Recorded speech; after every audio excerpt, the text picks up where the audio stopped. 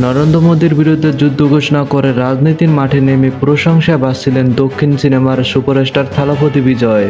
আগামী নির্বাচনকে সামনে রেখে তামিলনাড়ুর বিভিন্ন শহরে সভা সমাবেশ করছেন এই অভিনেতা।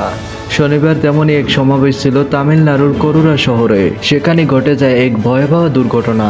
ভারতীয় সংবাদ মাধ্যম দ্য হিন্দু এক প্রতিবেদনে দাবি করা হয়েছে, দক্ষিণ সিনেমার সুপারস্টার থালাপতি বিজয়ের সমাবেশে পথতলি হয়ে অন্তত 29 জন মৃত্যু হয়েছে। এছাড়া অন্তত 50 জনকে হাসপাতালে ভর্তি করা হয়েছে।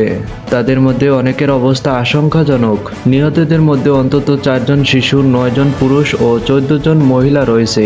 প্রতিবেদনে বলা হয়েছে, নিহতদের মধ্যে প্রাপ্তবয়স্করা ছিলেন বিজয়ের রাজনৈতিক দল টিপিকের সমর্থক। তারা অন্তত 6 ঘন্টা ধরে সমাবেশ স্থানে অপেক্ষা করছিলেন। তবে এদিন বিজয় দেরি করে সমাবেশ স্থানে পৌঁছান।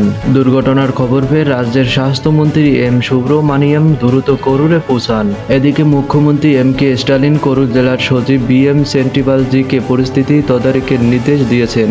স্টালিন এক্সে দেওয়া তামিল ভাষায় পোস্টে লিখেছেন, করুর থেকে আসার খবর উদ্বেগজনক। আমি নির্দেশ দিয়েছি পথতলি হওয়ার ঘটনায় হাসপাতালে ভর্তি হওয়া মানুষদের যেন অবিলম্বে চিকিৎসা দেওয়া হয়। সম্প্রতি শোবিজ দুনিয়া ছাড়ার ঘোষণা দিয়েছেন দক্ষিণী সিনেমার তুমুল জনপ্রিয় নায়ক থালাপতি বিজয়। জানিয়েছিলেন মুক্তির অপেক্ষায় থাকা জন নায়ক সিনেমার তার অভিনীতির শেষ সিনেমা।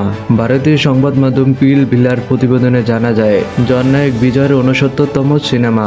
এই সিনেমায় একজন রাজনীতিবিদ চরিত্রে দেখা যাবে অভিনেতাকে। থালাপতি বিজয় 2026 সালে তামিলনাড়ুর বিধানসভায় নির্বাচনে লড়াই করতে পারেন। এই লক্ষ্যে গঠন করেছে রাজনৈতিক দল। অভিনয় ছাড়ার পর সেখানে পুরোপুরি মনোযোগ দিতে চান বিজয়। থালাপতি বিজয় ভারতের সর্বোচ্চ পারিশ্রমিক প্রাপ্ত অভিনেতাদের মধ্যে একজন। তিনি 7 বার ফেমাস ইন্ডিয়ান সেলিব্রিটি 100 তালিকায় স্থান পেয়েছেন। কেরিয়ার ঝুলিতে রয়েছে তার অসংখ্য সেরা অভিনেতার পুরস্কার এবং দক্ষিণীয় ভারতীয় আন্তর্জাতিক চলচ্চিত্র পুরস্কার সহ একাধিক পুরস্কার রয়েছে তার।